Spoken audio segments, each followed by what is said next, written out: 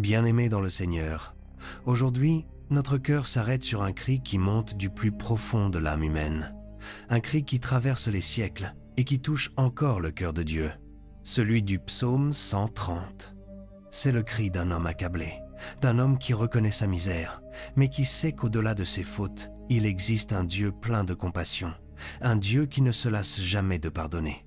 Oui, frères et sœurs, ce psaume n'est pas simplement une plainte, c'est un appel à la miséricorde, un appel du fond des ténèbres vers la lumière du pardon. Il y a des moments dans la vie où nous nous sentons engloutis, où la culpabilité, la honte, où les conséquences de nos erreurs semblent nous submerger. Nous crions, mais personne ne semble entendre. Et pourtant, au milieu de ce silence, Dieu tend l'oreille. Le psalmiste dit: « Des profondeurs je t'invoque, ô Éternel. » Cela veut dire que peu importe la profondeur où tu te trouves dans le péché, la dépression, la trahison, ou le désespoir, il y a toujours une voix qui peut s'élever vers le ciel et un Dieu qui écoute. Voyez-vous, mes frères et sœurs, le plus grand piège du diable, c'est de nous faire croire que nos fautes nous ont séparés à jamais de Dieu. Mais la vérité, c'est que plus tu te sens indigne, plus tu deviens le candidat parfait à la grâce divine. Notre Dieu ne se complaît pas dans la condamnation, il se glorifie dans la restauration. Là où les hommes te pointent du doigt, lui tend la main pour te relever.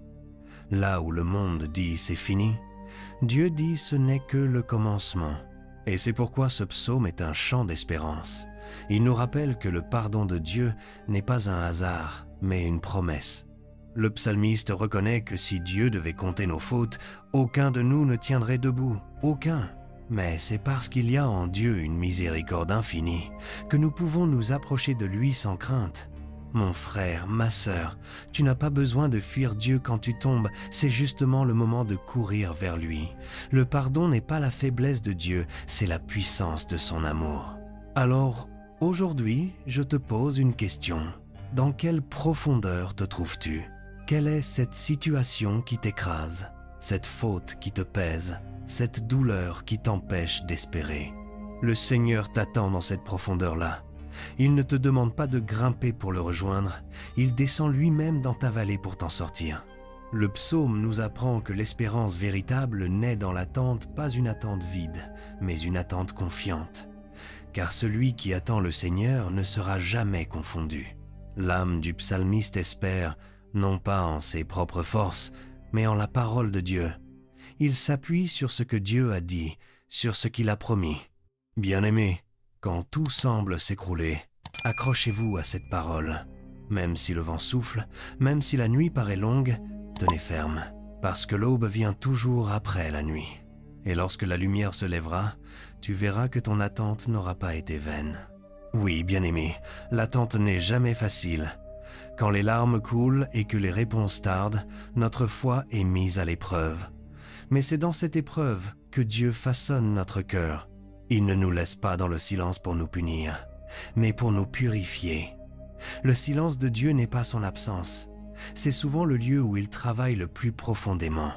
Il apprend à ton âme à ne plus dépendre des émotions, mais à s'ancrer dans la confiance.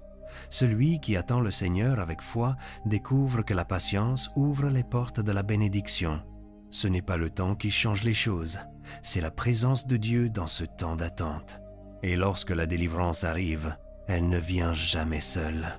Elle est accompagnée d'une paix que le monde ne peut pas donner, d'une restauration que rien ne peut empêcher.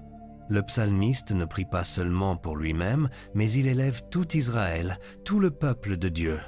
Cela nous montre que le salut de Dieu ne se limite pas à une personne, mais s'étend à toute une communauté. Ce que Dieu fait dans ta vie, bien-aimé, n'est pas juste pour toi. Il te relève afin que ton témoignage relève d'autres. Il te console afin que tu deviennes une source de consolation pour ceux qui traversent les mêmes profondeurs. Oui, notre Dieu est un Dieu de rédemption. Il ne rachète pas seulement les fautes, il transforme les vies. Là où il y avait la honte, il place l'honneur. Là où il y avait les pleurs, il dépose la joie. C'est pourquoi, quand tu sens que tout est perdu, rappelle-toi que Dieu écrit encore ton histoire. Tant que tu respires, la grâce de Dieu travaille. Même dans les ténèbres, La lumière de sa fidélité brille encore.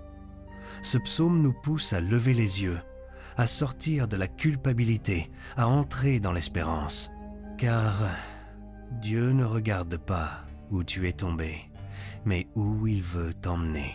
Alors, peuple de Dieu, relevons nos têtes et plaçons notre espérance non dans les hommes, non dans les circonstances, mais dans le Seigneur, celui qui a promis est fidèle.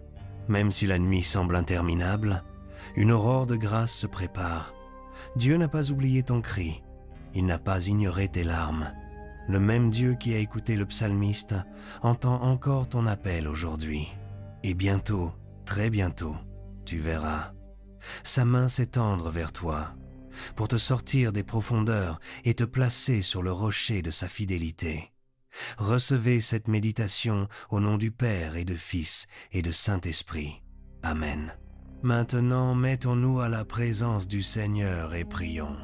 Éternel notre Dieu, notre Père plein de miséricorde, nous venons à toi du fond de nos cœurs, du fond de nos faiblesses, du fond de nos profondeurs.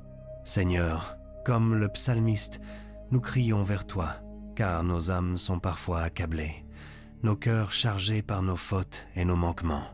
Mais nous savons que tu es un Dieu qui écoute, un Dieu qui pardonne, un Dieu qui relève. Regarde, Seigneur, chaque personne qui élève son cri vers toi en ce moment. Que ton oreille soit attentive à leurs supplications. Là où il y a la honte, dépose ta grâce. Là où il y a la culpabilité, fais couler ton pardon. Et là où il y a la peur, fais naître la paix. Seigneur, nous reconnaissons que si tu tenais compte de nos iniquités, nul ne pourrait subsister devant toi.